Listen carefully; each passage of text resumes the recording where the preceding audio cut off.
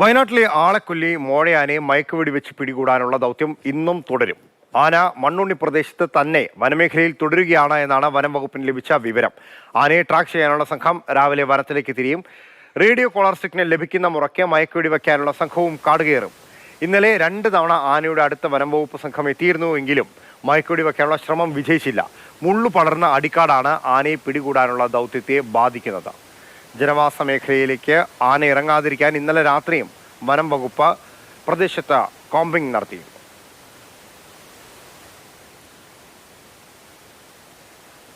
അരുൺ അമർനാഥ് വയനാട്ടിൽ നിന്നും വിശദാംശങ്ങളുമായി നമ്മളൊപ്പം ചേരുന്നുണ്ട്. അരുൺ, ഇന്നലെ CCF പറഞ്ഞത് ഇന്ന് അതിരാവിലെ തന്നെ ദൗത്യത്തിന് തുടക്കം കുറിക്കും എന്നുള്ളതായിരുന്നു.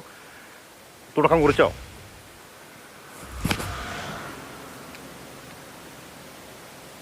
ലാല്, ഏറ്റവും നിർണായകമായ ഒരു ദിനം കൂടി വരികയാണ്. ഈ ബേലൂർ മഗ്ന നാട്ടിലെത്തിയിട്ട് 4 ദിവസം പിന്നിടുന്നു. ഓപ്പറേഷൻ മഗ്ന ആരംഭിച്ചിട്ട് ഇത് 3-ാം ദിനമാണ്. വനംവകുപ്പിനുണ്ടാകുന്ന ഒരു പ്രായോഗിക ബുദ്ധിമുട്ടുണ്ട്. മിഷൻ അനിശ്ചിതത്വത്തിൽ തുടരുമ്പോൾ നാട്ടുകാരുടെ ഭീതി, ആശങ്കയും ഒക്കെ വർദ്ധിക്കുകയാണ്. പക്ഷേ വനംവകുപ്പിന്റെ ചില പ്രായോഗിക ബുദ്ധിമുട്ടുകളാണ് ഈ കഴിഞ്ഞ ദിവസങ്ങളിൽ നമ്മൾ കണ്ടത്.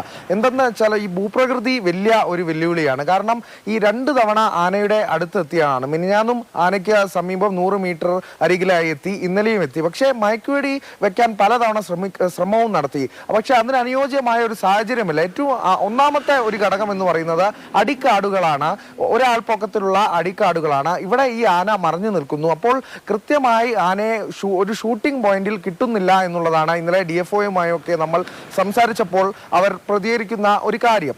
രണ്ടാമത്തേത് ഈ ആനകളുടെ മൂവ്മെന്റ് ആണ്. ഈ കുങ്കി ആനകളെ കാണുമ്പോൾ വലിയ രീതിയിലുള്ള ഒരു സ്ഥാനചലനം ഉണ്ടാകുന്നു. ഡാർട്ട് ചെയ്യാൻ പോകുമ്പോൾ ആന ഈ പാഞ്ഞെടുക്കുന്നതൊക്കെ സാഹചര്യമുണ്ട്. പ്രത്യേകിച്ചും അക്രമ സ്വഭാവമുള്ള ഒരു ആനയാണ്. അപ്പോൾ ഇതിനടുത്തെത്തിയിട്ട് പോലും ഈ ആനയെ വളയുമ്പോൾ പോലും ഇത് മയക്കുവെടി വെക്കാനുള്ള ഒരു സാഹചര്യം കിട്ടുന്നില്ല എന്നുള്ളതാണ്. മയക്കുവെടിയാണ് ഏറ്റവും പ്രധാനപ്പെട്ട ഒരു ഘടകം. ഒരുപക്ഷെ മയക്കുവെടിയിലേക്ക് എത്തിക്കഴിഞ്ഞാൽ ഈ ദൗത്യം വീണ്ടും സുഗമമാകും. പിന്നീട് ഈ ആനയെ ഇവിടെ എത്തിക്കാൻ ഒരു വെല്ലുവിളി ഉണ്ടെങ്കിൽ പോലും അതിന് പല മാർഗങ്ങളുണ്ട്. ലോറിയൊക്കെ വനത്തിനുള്ളിലേക്ക് കൊണ്ടുപോയി ഒരു വഴിയൊക്കെ വെട്ടിയുള്ള സാഹചര്യം നമുക്ക് മുന്നിലുണ്ട്. പക്ഷേ ആദ്യം മയക്കുവെടിയിലേക്ക് എത്താൻ സാധിക്കണം. അവിടെയാണ് 2 ദിവസം അതിന് തൊട്ടരികിൽ വരെ എത്തി.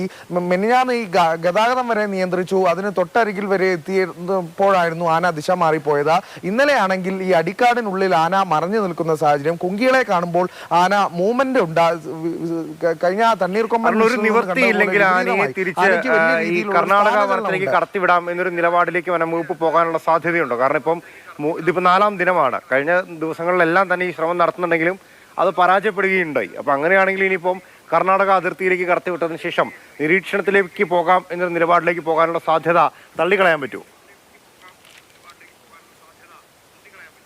ഇപ്പോഴും വനംവകുപ്പിന്റെ മുന്നിലുള്ളൊരു പ്രഥമ പരിഗണന മയക്കുവെടി വെച്ച് ആനയെ പിടികൂടുക എന്നുള്ളത് തന്നെയാണ്. രണ്ടാമത്തേത് ആ ഒരു ലക്ഷ്യത്തിലേക്ക് ഇപ്പോൾ എന്തായാലും വനംവകുപ്പിന്റെ മുന്നിൽ വനംവകുപ്പ് ഇപ്പോൾ ചിന്തിക്കുന്നില്ല. കാരണം ആനയെ ട്രാക്ക് ചെയ്യാൻ കഴിയുന്നുണ്ട്, ആനയുടെ ലൊക്കേഷൻ കണ്ടെത്താൻ കഴിയുന്നുണ്ട്, ആനയ്ക്ക് തൊട്ടരികിൽ എത്താൻ കഴിയുന്നുണ്ട്. ഈ മയക്കുവെടി വെക്കുന്നതാണ് അകന്നു പോകുന്നത്. കാരണം ആ ഭൂപ്രകൃതിയുമായി ബന്ധപ്പെട്ട പ്രായോഗിക ബുദ്ധിമുട്ടും വെല്ലുവിളിയും തന്നെയാണ്. അപ്പോൾ ഒന്നാമത്തെ കാര്യം അതാണ്. പക്ഷെ നാട്ടുകാർ ഒരിക്കലും ഈ ആനയെ പിടികൂടാൻ വൈകുന്നതിൽ തന്നെ രോഷാകുലരാകുന്നു, പ്രതിഷേധവുമായി എത്തുന്നു. കാരണം അവരുടെ ഒരു ജീവൽ പ്രശ്നമാണ്. നമുക്കറിയാം ഈ നാട്ടുകാരുടെ ഒരു ആശങ്കയും ഭീതിയും ഒക്കെ നമുക്കറിയാം. എങ്കിൽ പോലും അവർ ഈ മിഷനുമായി പൂർണ്ണമായും സഹകരിക്കുന്നുണ്ട്. ഈ 13 ടീമുകൾ രാത്രി പട്രോളിംഗ് നടത്തുന്നുണ്ട്, ആനയെ നിരീക്ഷിക്കുന്നുണ്ട്.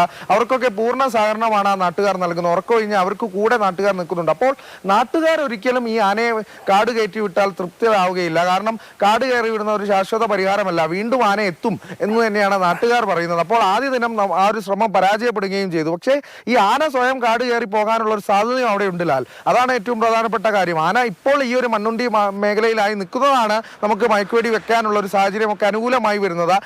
അതുകൊണ്ട് തന്നെയാണ് വനം വകുപ്പ് ഈ ഒരു പ്ലാനുമായി മുന്നോട്ട് പോകുന്നത്. പക്ഷേ ആന ഈ കാട് കയറി പോവുകയൊക്കെ ആണെങ്കിൽ ആന വീണ്ടും ഈ നാഗർഹോൾ ഭാഗത്ത് ഉൾവനത്തിലേക്ക് പോയാൽ കർണാടക വനം വകുപ്പ് നേരത്തെ നിലപാട് വ്യക്തമാക്കിയിട്ടുണ്ട്.